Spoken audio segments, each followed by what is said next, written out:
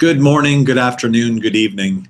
This is Doug Brunke with the Global Chamber, and we're talking today about one of the more important concepts, the global tribe. It's been a real driving force for our creation of the Global Chamber. Our belief is that there is some percentage of folks, if you're watching this, you're probably in that percentage, that are part of the global tribe. We love global business. We can't live without it. The challenge of global business, doing it across borders with different cultures, with so much more opportunity than just down the street, that we want it. We love it. We don't want to live life without global business. There are also undoubtedly people who love business that are watching. And if you're a business lover, you want to be more successful, this is the right place. You want to be part of the global tribe because most of the opportunity, no matter where you live in the world, is outside the borders of your country. And so how do we capture that? How do we find the opportunity? And why aren't more people crossing borders to find that opportunity? If more opportunity is outside and across the border, what stops us?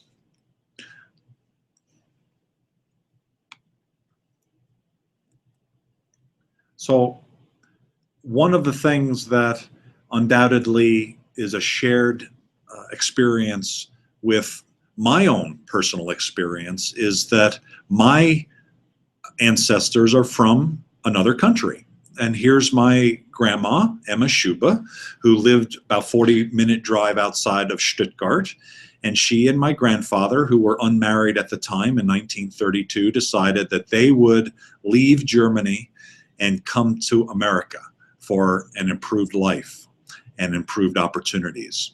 And so here she is, Emma, my grandma, arriving at Ellis Island. My grandfather, fortunately, because they were not married, arrived earlier for just discretion purposes and was able to get a picture of her arriving along with some real characters there in 1932 that looked very happy, that looked very hopeful, and that have gone on a journey that perhaps few of us can really understand in terms of leaving your home, leaving your family for a land during, at the time, the Great Depression, that was frightening, was different, but ultimately for them was a great experience. And so given that my ancestors, undoubtedly your ancestors, crossed borders, were able to do something that is hard to fathom in today's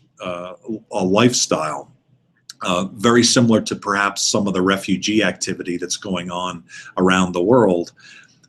Why then would businesses that are fairly well developed be so hesitant to cross a border and do business in a country that that has more opportunity, that can grow their business, and that can accelerate success? What's holding people back? And our belief is that part of what's holding people back is that very few of us are part of the global tribe. Few of us have this passion, have this interest in cross-cultural experience. And the flip side of that is that if we're not, it seems all very frightening.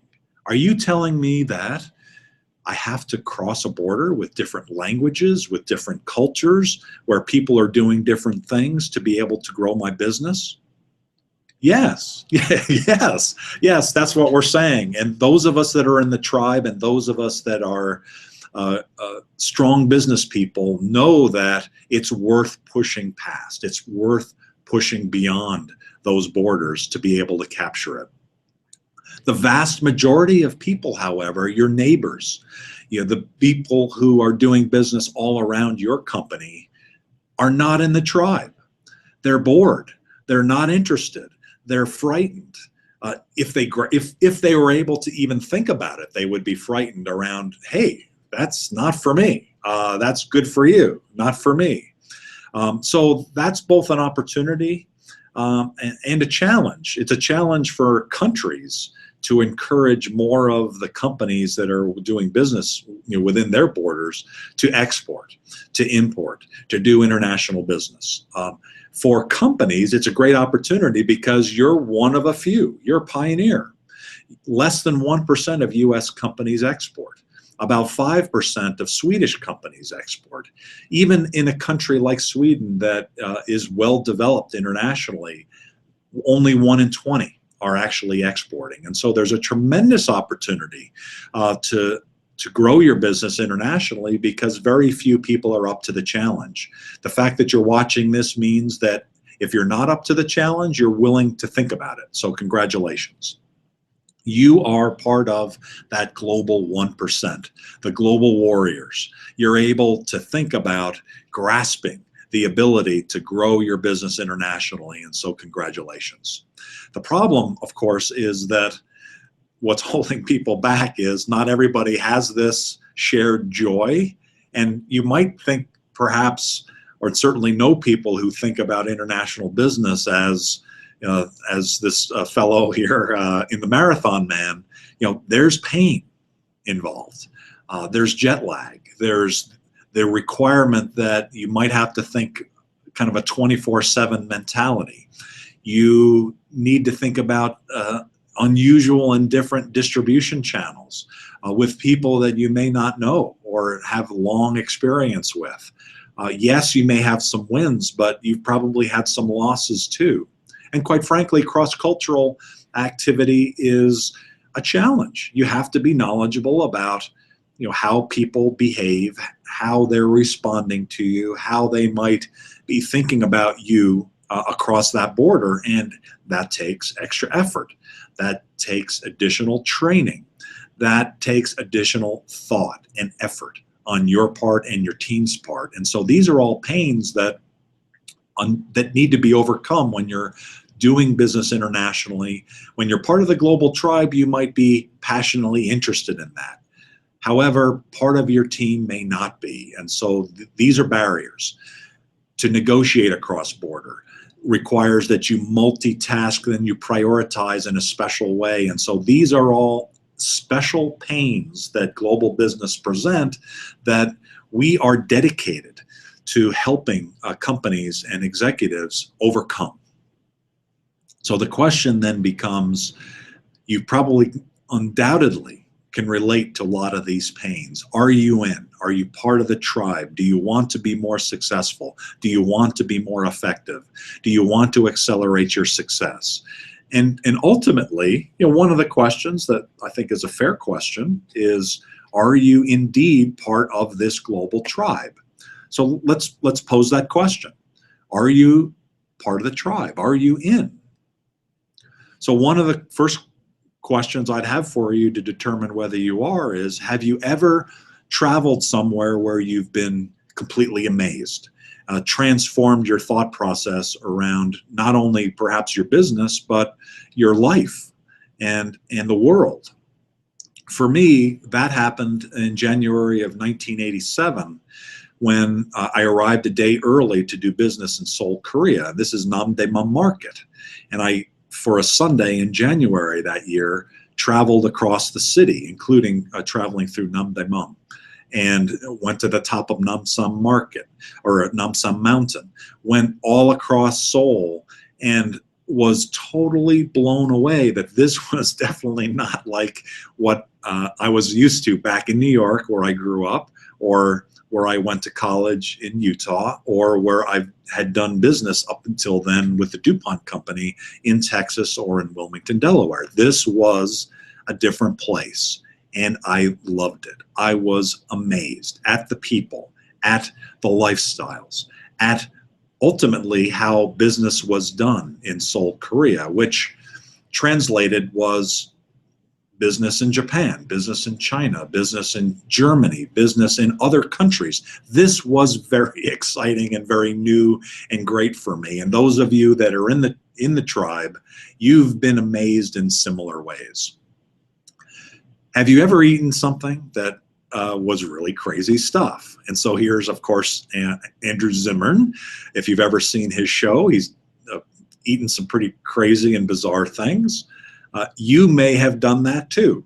And over the years and my decades of doing international business, I'll have to admit that I'm a foodie and I've eaten all sorts of wild and crazy things. And that was very exciting for me. That was interesting for me. That was something that I wanted to do. However, if we go back to the people who are not globies or not in this global zone, I've seen so many people come to various countries around the world doing business, and they wouldn't entertain the concept of eating locally. They'd be heading to the McDonald's. So are you in the global tribe? One of the questions would be, if you've eaten stuff and you've been sensitive to the fact that wherever you've traveled in the world, the people there locally have a different set of foods that they eat. If you've made a point to make sure that you perhaps even stretched the boundaries of what you thought was normal and tried what was the local food, then you are in part of the global tribe. Congratulations. Another question you might ask yourself to determine whether you're in the global tribe is, have you been extremely flexible in your travels? So if you go to Des Moines and you're an American, there's probably not too much that you would see in Des Moines that you wouldn't see in Indianapolis or Salt Lake or Minneapolis or even in New York. If you travel across the ocean or you've been across a border, you'll undoubtedly experience some things that are different cultures. And quite frankly, especially when you're suffering from jet lag, that will require you to be flexible. So I've shown here a microphone stand, which reminds me of one of the first times I was traveling overseas and was scheduled to give a presentation in China, in Beijing, to 300 people in the audience. And I had a big stack of presentation slides to present. And I arrived at the hall and there was no power. And so now what to do? It required, over those next 3 hours without power, flexibility, resilience, staying cool, not getting too excited, but also having some backup plans so that we were able to present information to 300 people and be fairly seamless in terms of how that got presented. You've undoubtedly been part of people or meetings where something went wrong and people just went crazy and weren't able to be flexible enough to make a change along the way, on the fly, if you will. So if you've been flexible and you're able to handle a cross-border change like I've just described, that means you're in the global tribe. Another measure of whether you're in the tribe is that you've been through tough meetings. Now, this one doesn't look so tough, but undoubtedly you've been part of a meeting somewhere, perhaps where the temperature was either higher or lower than normal, where perhaps someone or multiple people were smoking, where you may not be that necessarily interested in inhaling cigarette smoke, or it was in a situation where you might have been on the street, or you might be in a very noisy situation, or whatever it might end up being. When you're doing business internationally, whether it's in person or perhaps even in a Skype call, you've got to find a way to push through and make sure that you can handle a meeting even when things go wrong. And so if you're able to keep your cool, to be able to push through internet problems, to push through travel problems, to push through ambient noise, cigarette smoke, temperature issues, then you're part of the global tribe. Another question that I'd pose to you to determine whether you're in the tribe is, have you been away during a really tough moment in perhaps your family's life and been able to push through that? This is a picture of a fellow who's in a hotel room, and if you've ever had this happen to you, where you might be somewhere in the world and you get a call, or you call into your family and find out that you have a child that's sick, or like in my case, where in one case my wife mentioned that someone was shooting at the house, and I was in Taiwan and she was in Pennsylvania. These are moments of sheer terror, quite frankly, on occasion. These are moments of disappointment that your business has taken you to a place where you'd like to be somewhere else, but it requires not only patience on your part, but also patience on your family's part. And I know my family has stories to tell, probably from a different perspective, meaning that they've had some frustrating moments with me because of me being somewhere else, and I tried to push through those, but ultimately the family becomes stronger and better because we've lived through those, and I think that's the case. Although, like I said, for me, I was doing business internationally and getting stuff done when my family really needed me at certain times. I'm very disappointed that I wasn't always there, but the fact that we pushed through probably means that we're all part of the global tribe. Have you ever had a taxi ride that really was perhaps the taxi ride from hell? This picture is, I think, illustrative of probably a better ride. You've probably had very amazingly great taxi ride drivers, and probably some ones that were not very good. Why I chose this picture was one of the ones that ended up being reasonably good, but didn't appear to be that way, was one that I had a while back in Korea, where I wasn't sure I had made it clear to the taxi driver that I needed to get to the airport very quickly. And lo and behold, off he drove, actually at breakneck speed, but very quickly we ended up doing a couple things that were quite frightening, including going the wrong way on an off-ramp, highway off-ramp, and then ultimately ending up on the Han River flood wall, and driving along that flood wall. At that point, I was really thinking that this could be the end of my life, or certainly that we'd end up in a place that would not be terribly great, and I might end up losing my luggage and my wallet, etc. But as it turned out, the taxi driver had indeed completely understood what I had wanted, and he had recognized that because the traffic to the airport was not good, that he was basically giving a shortcut to the airport, and so we ended up at the airport at breakneck speed with me, probably in a cold sweat, but ultimately, a successful taxi ride. So these are part of, the experiences that those of us that have been in the global tribe and are in the global tribe go through, and have great stories afterwards. Those in the tribe aren't interested in things like that, or those experiences. Those of us that are in the tribe relish these opportunities to enjoy experiences like that. Have you ever worked a 24/7 day, or had 24/7 experiences? This is actually the World Trade Center in Singapore, with the city of Singapore in the background. I show this picture because one of my 24/7 experiences happened in this building a few years ago, where I was living in Singapore, kissed my wife and daughter goodnight, and went to work around midnight. And that I ended up going to work, and recognizing that at 6 a.m. in the morning I needed to leave for the airport to catch a plane that was leaving overseas. It just seemed like a good thing to do at the time. However, here's what happened. I went downstairs had ordered a taxi, and went downstairs to get the taxi, but I couldn't get out of the building. Most buildings have the fire doors, right, where you push the lever and out the door opens. Well, the World Trade Center at that time did not have that kind of door installed. The doors were basically locked. They weren't used to people staying in the building overnight, and I could not get out of the building, even though I saw a taxi just standing right outside the main entrance of the World Trade Center. I couldn't get out. Ultimately had to go to a fire door and break my way out of the building.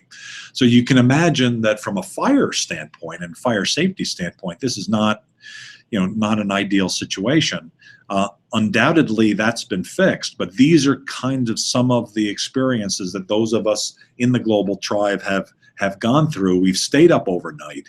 We've had flights that were in the middle of the night, and we've been through experiences like that where who would have imagined something like that could have actually happened. Another experience that happens across border is that each of us has a different pace of how we speak.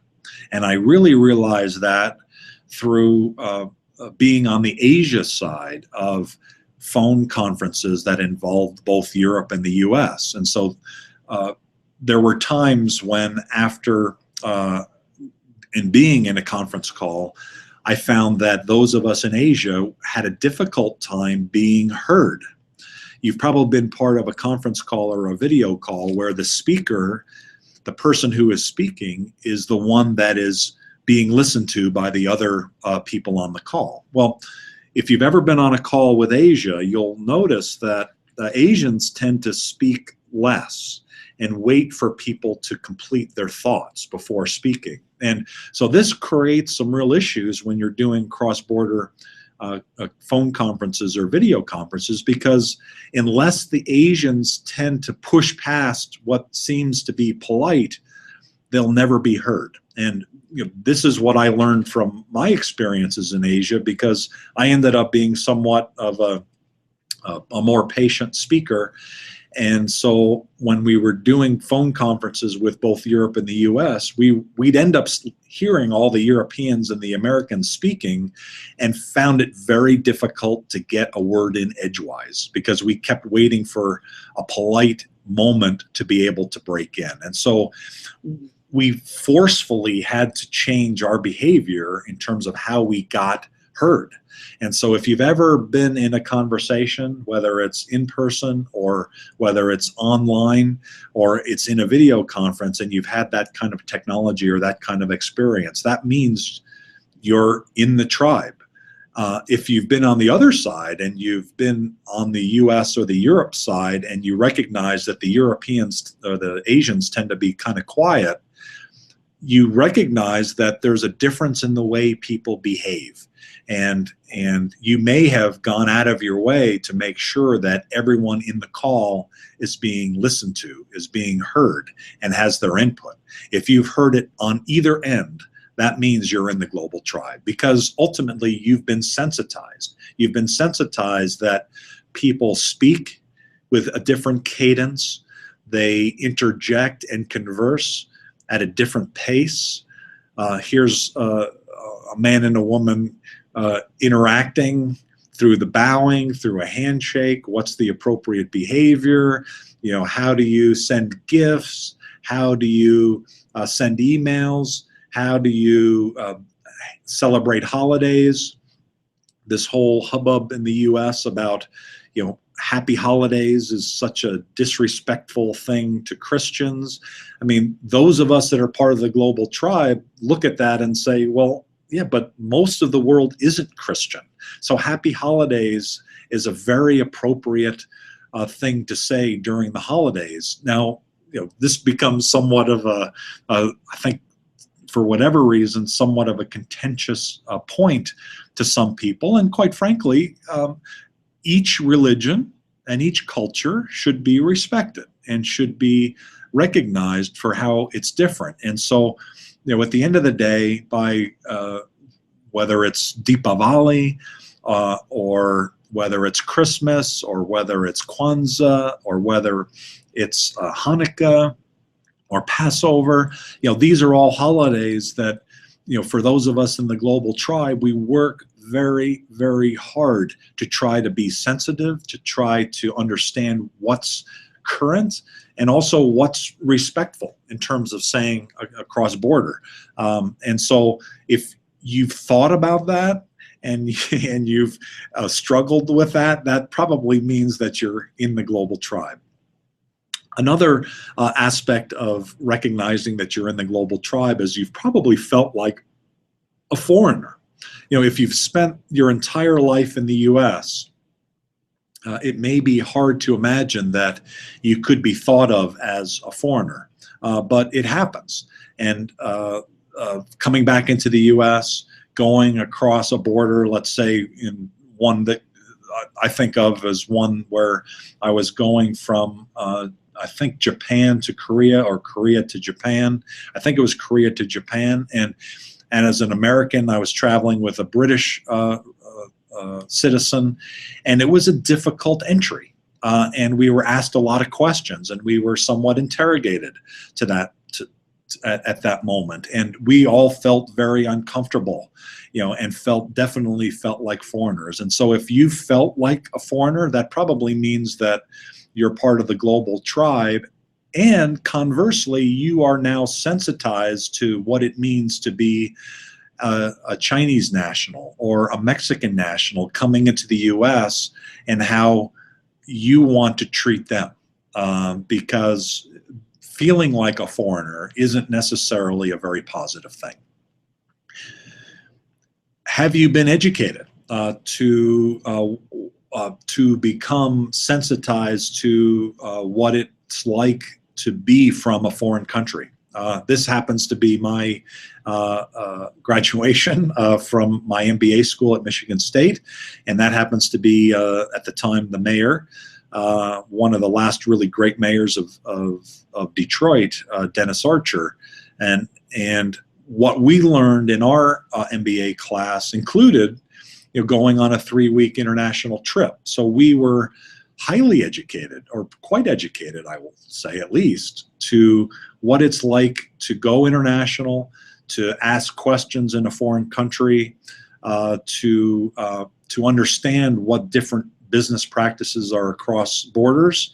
And I think all of us, all 66 of us, even those of us both that had lived in foreign countries before and after, and others that did not, became a lot more sensitive to what it's like to do international business. Critically important to understand that if you're going to be part of the global tribe. Another aspect, have you been sick somewhere?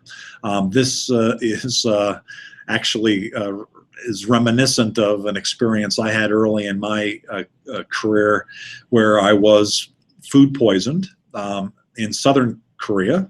Apparently a lot of my good and bad experiences have happened in Korea, but I had some bad fish in Busan, and one of the remedies was eating basically a charcoal medicine. And so that by the next day, having taken that local medicine, was feeling a lot better. So if you've been traveling somewhere, and whether it was through a hangover or through some bad food or jet lag, and you were able to push through, you were able to get business done, that means that you're in the global tribe. Congratulations. Have you ever been a hero? Because if you're traveling and have done international business, you undoubtedly perhaps went to a company that was a customer of yours, and you were able to, either on their plant floor, in relationships with them, and with working with them one-on-one, you were able to not only help them, but hopefully, in reverse, they were able to help you. And so in my own experience, having gone from country to country, helped companies with our own product, and then hopefully answered questions that helped them go beyond that product. Those are all great experiences, and made me feel certainly personally very great, and powerful and dangerous in a good way. And having brought some real great technical experts to these countries, and having seen them do some wonders on manufacturing plant floors, really made us feel really good. And then, in that evening when we ate dinner or did karaoke, there was a great feeling of celebration that we were able to accomplish things. So if you ever felt like you were a hero, or brought people to be a hero for someone across a border, then you're part of the global tribe. On the flip side of that, have you ever felt alone and felt that because you were apart from your family, or because you were in a place that didn't necessarily appreciate your culture as much as maybe your culture would. You've probably felt alone, and this is something that I know I felt very personally. One of the most emotional stories I've heard told is one by Melissa Sanderson of Freeport-McMoRan, the mining company. Prior to her joining, she was a member of the State Department and was a Foreign Service representative in multiple countries. And her experience, she tells about going to the Congo, where she arrives in the middle of the night in a downpouring rain, where she's picked up at the airport, drives through Kinshasa with people banging on the car, feeling very, very distant from her family, feeling far from, being comfortable, arriving at a place where she's dropped off with her cats and her suitcases in the pouring rain coming down on the tin roof, coming into the place where she'll be spending her time over the next at least couple years, falling onto the bed with her cats and just breaking out in tears. All of us can relate to that experience, even though it may not be that dramatic. Arriving in a hotel in the middle of the night and having to try to sneak in some sleep, even though you're very tired. These are parts of the difficult aspects of doing business internationally, and yet you push through because the opportunity is there. You probably also had your mind opened if you're a member of the global tribe. This picture reminds me of an experience I had running an organization in Japan, where the organization was not very long ago very objectionable about having one of our women be in sales. And it wasn't because of her individually, it was because she was a woman. And that seemed very foreign to me. It seemed very wrong to me, particularly since this woman was one of the smartest people in at the time in our Osaka office. And so after several conversations, quite honestly, some with food and drink over some period of time, she was installed as a representative in sales and was one of the best salespeople, if not the best salesperson they ever had out of that office. And so that hopefully opened up their mind to the possibilities that women are just as good as men and can be even better. And it opened my mind up to the fact that, why would someone object to having a woman do a job like that when, I think all of us now clearly understand that men and women can do all sorts of jobs. And so these things still persist across border, and it's certainly one of the things that makes cross-border business so important, that we've got to drive through these things so that there is equality and that people's mindsets around believing that perhaps a man or a woman couldn't do a certain type of job, that most of those cases are just not true. We've got to open some minds, and that's what cross-border business does. You're part of the global tribe if you've seen unbelievable poverty, and certainly for me, what I've seen in India, what you've probably seen in other places around the world, is shocking. Is horrible, quite frankly, in that believing that cross-border business ultimately helps overcome these challenges. If we look 10, 20, 50, 100 years ahead, how much more wealth will be created, how much less poverty there will be. Gapminder.org and the activities that Gapminder does, certainly I highly recommend you taking a look at. There is a tremendous momentum and tremendous positive results with both health and wealth in the world over the last 200 years. We're on the right track. And our belief is that the more global business there is, the more that both health and wealth continues to improve, and we strongly encourage all of you watching to continue to grow across borders, because we're going to be able to reduce some of that poverty. Have you ever craved global news? So have you ever been like somewhere, maybe you've traveled for a week? It actually relates to food too. Like you might, hey, I really need a McDonald's hamburger, or, a Starbucks coffee, or in my case, the Japan Times for living in Japan was such an amazing resource to be able to take a look at what was going on in the world, including back in the US. And so if you've ever had that experience where you craved your own news from your own home, or your own sports, or your own food, that means you've not only adapted to other cultures, but you've also recognized that you've got a comfort zone that you want to maintain, back to whatever culture you're from. And kind of related to that, that also means that you not only love being around people from your own culture, but you also crave and being around people that get it, that have experienced all the things that I've been talking about here, that get global business, that these issues are things that we all deal with, good and bad.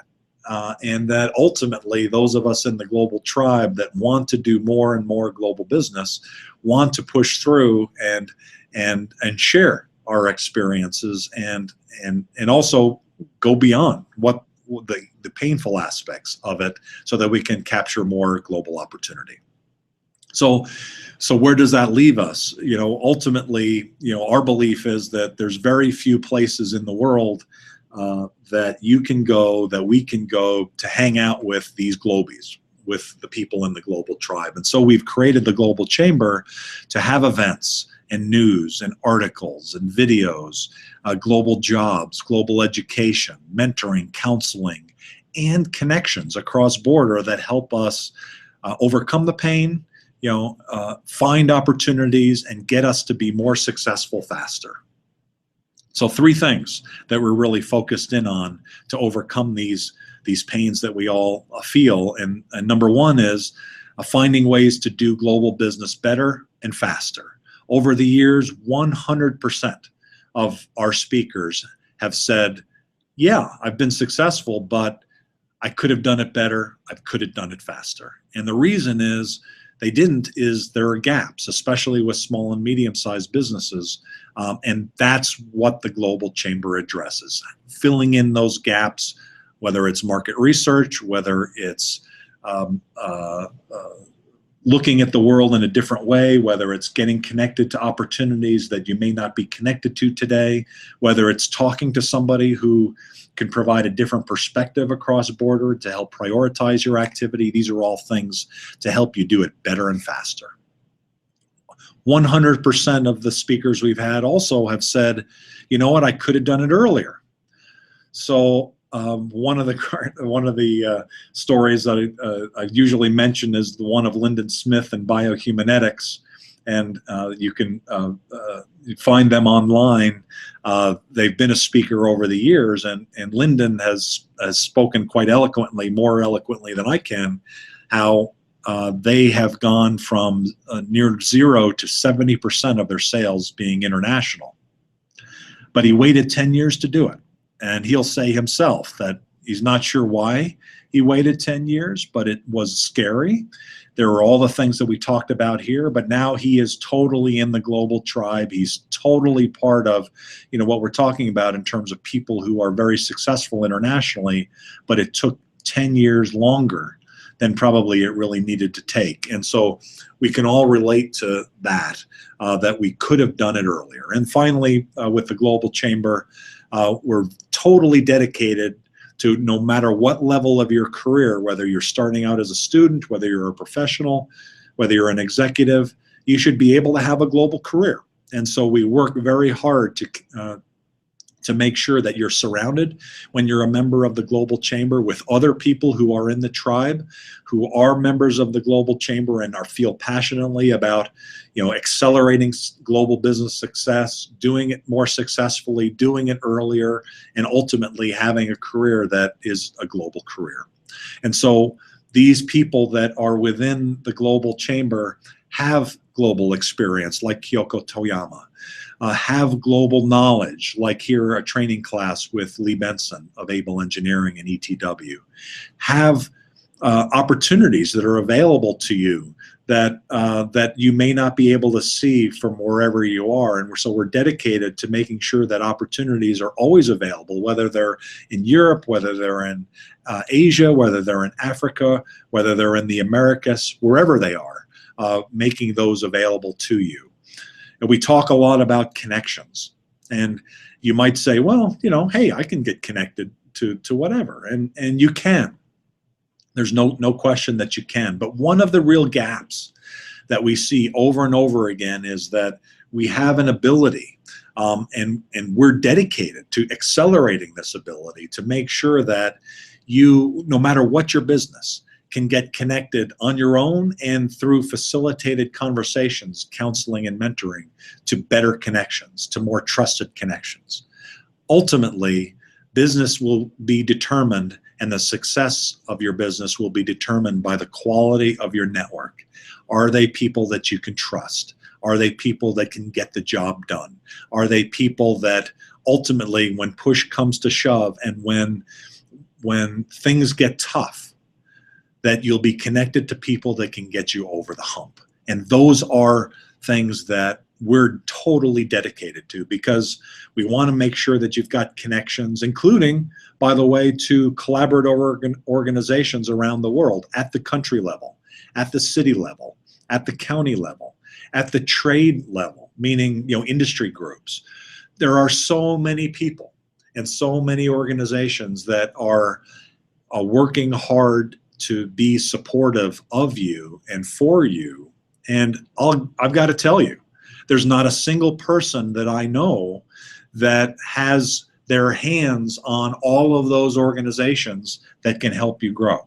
Not a single person I've ever met has their hands on all of those things. What we've tried to do, and we're building out over the coming months, over the coming years, is to make sure that all of those organizations are more visible to you, are more accessible to you, so that you can grow your business more successfully. And so collaboration is so critically important to the successful execution of that plan for us. And so we collaborate with everybody. There's not an organization that we don't collaborate with, and we believe that's a key part of the value that we can provide you as Global Chamber members, because we believe in the community. We believe in the global tribe. We believe in the communities in the metro areas and the 500 metro areas that we've targeted to grow out in over the next several years. We are totally dedicated to the concept that as you grow your business, you can give back to your local community. And so one of the things that is a little bit of a humorous, but a little bit of a twist for us, is that you've heard people say local first. So here's what we say. We say local first is fine, but we also say global first and local too. Both are very important. Your local community cannot grow without a strong global component. Local communities that have a strong global component are more successful, can pay for better education, can pay for better roads, can pay for a bit higher wealth quotient within your community. And so we're totally dedicated to local, but we're also totally dedicated to global. And we're totally dedicated to making sure that those of you who are members can have a global career, because that's a critically important aspect to many of us, is that we want to have a global career and we want to have success. Most of the opportunities, as we've talked about, are outside of your borders. Why not jump outside those borders for success? Another aspect that we talk about and is important is that, occasionally we run into our kryptonite. That is, there may be some countries, some cultures, some product market combinations that are particularly dangerous, that are particularly difficult to succeed at. And so we want to make those visible. We want to talk about those. We want to make those case studies. And so a key aspect of being successful is understanding when we're not as successful and when people fail. And we talk about those in our events, in our articles, and in a variety of areas that we offer as benefits to members of the Global Chamber. And then finally, counseling and mentorship. And we started this presentation with my grandma, Emma Shuba, and there she is again in the center. There's my grandfather, Joseph Brings. Emma became Emma Brings, and my grandfather, Joseph Brings. This is when they became successful in the U.S. and actually went back to Germany. This is Brockenheim, Germany, outside Stuttgart. And my grandfather, as you can see, who was my mentor, to me epitomizes what we try to do in terms of our mentorship. You are undoubtedly a highly talented business person. As it turns out, being highly talented in business is not enough for you to be successful on a global scale. It requires continually refreshing skills. It requires being knowledgeable about where those opportunities are on a monthly, on an annual basis, because they're shifting. And so one of the really key aspects of membership in the Global Chamber is we start you out with a conversation. We ask that you fill out your background information so that we can review it and then have a conversation with you so that we know how to help. It's a key part of your success. It's a key part of our success that we maintain a dialogue, that we stay engaged, because when people do not stay engaged, that's when things fall off the tracks. I stayed engaged for as long as my grandfather was alive with how he thought, and he stayed my mentor until he passed away a few years ago. We love to be part of your world. We'd love to be able to help through the connections and our shared connections so that you're as successful as you can be in your global business. So we encourage you to join the Global Tribe. We encourage you to become a member of the Global Chamber and to contribute. We're as strong as our last member. We recognize that the more of us that are together, that share experiences, that come together as part of committees, come together as part of events, come together as part of counseling and mentoring and all the things that we offer as an organization, that by that sharing, by supporting each other, that our network becomes stronger. We learn that there are plenty of opportunities around the world, and there are plenty of people around the world that we can trust, that have the experience, the integrity, the skills to be able to take our business globally. So thank you so much for listening today. Really appreciate the opportunity to share the concept of the Global Tribe and ultimately ask you the question, are you in? We hope you are. Thanks for watching. We hope you have a great day, and we'll talk to you soon.